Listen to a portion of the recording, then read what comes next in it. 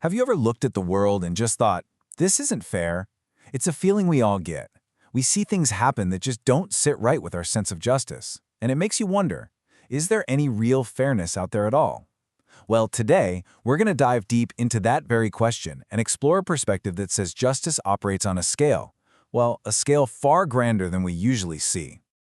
Yeah, that feeling of unfairness, it usually comes from very specific, very frustrating examples. Let's walk through a few that probably sound all too familiar. You see a headline just like this. Someone who is genuinely a good person, always helping others.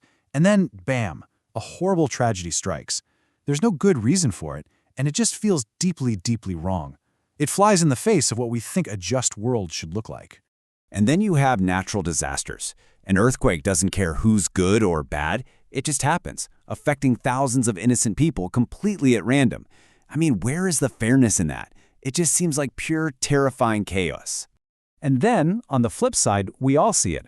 People who seem to do everything wrong, who take advantage of others, and they thrive. They live in luxury, seemingly with zero consequences for what they've done. That contrast can be absolutely maddening. All while so many people who are honest, who work their tails off and try to do the right thing, well, they just can't seem to catch a break. They face one struggle after another. So when you put all these pieces together, it's easy to conclude that the world is a massively unjust place. But what if? What if we're just looking at it through the wrong end of the telescope? To really get a handle on justice, this perspective argues that we need to make a huge shift. We have to stop looking at the little details, the micro, and zoom way, way out to the macro. This idea really asks us to stop looking at life as a series of disconnected moments. Instead, we have to see every single event as just one small part of a much, much bigger picture, a vast web of cause and effect that stretches across the entire river of history. Now, at the very heart of this perspective is one simple, unbreakable law. It's the law of causality. Simply put, nothing happens without a reason. Just think about it this way. You never get a headache for no reason at all, right? There's always a cause, whether it's stress, or you didn't drink enough water, or something else. Well, this way of thinking says that exact same logic applies to absolutely everything in the universe. Every single event, big or small, has a reason behind it. And this is where we get tripped up. We see the final domino fall, the accident, the bad luck, but we can't see the first domino that started that whole chain reaction, because maybe it was pushed a long, long time ago. Our limited view makes us think it's all just a coincidence. You've heard this a million times, I'm sure. It captures the idea perfectly. Every action we take is like planting a seed. Now, the harvest might not come tomorrow, or even next year, but according to this viewpoint, it will come. The cosmic ledger might be slow, but it's always, always accurate. Okay, so this sounds pretty abstract. Where can we actually see this grand system at work? Well, let's take a look at what the source calls the great equalizers. This one is probably the most profound and undeniable example there is. Death. It comes for everyone.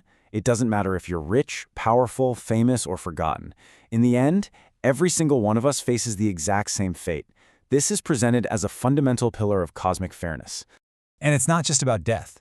Think about the gifts of life that are given out with perfect equality. The sun doesn't decide who's worthy of its warmth. The air doesn't charge us to breathe. These fundamental parts of being alive are provided to all, no judgment. You could see them as evidence of an inherent baseline fairness in the system. This view also points out a kind of natural trade-off in our lives. The more stuff you have, often the more you have to worry about, the more you have to lose. On the other hand, having less can sometimes mean being less troubled. It's like a built-in balancing act. So what does it all add up to? If you put everything on the cosmic balance sheet, the good, the bad, the gains, the losses, what's the bottom line? According to this philosophy, it's this very number. 0. The idea is that for every positive there's a negative, for every action a reaction. The entire universe exists in a state of perfect equilibrium. The books are always ultimately balanced, and that incredible cosmic truth scales all the way down to you and me. So that's a massive cosmic concept, but what does it have to do with us? How in the world do we apply something that big to our own lives? Well, the idea is that this universal law of balance doesn't just apply to the whole cosmos. It applies to each and every one of us personally.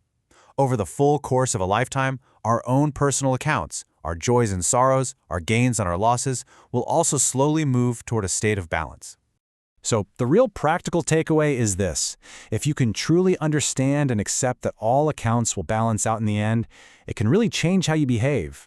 You might find you're more willing to give without expecting something back right away, and maybe a little less anxious to take what you think you're owed. The logic is, by giving freely, you're planting positive seeds for your own future, which will eventually create positive effects down the line. And this is the final piece of advice. It's a call to bring that macro perspective into our own day-to-day lives. Stop obsessing over the short-term ups and downs. Play the long game. Because according to this view, that's the only game that truly matters. And that leaves us with one final thought to ponder. If you were to zoom way out and look at the long river of your own life, from that big perspective of cause and effect, of giving and taking, what would your balance sheet look like? Is your life's ledger balanced?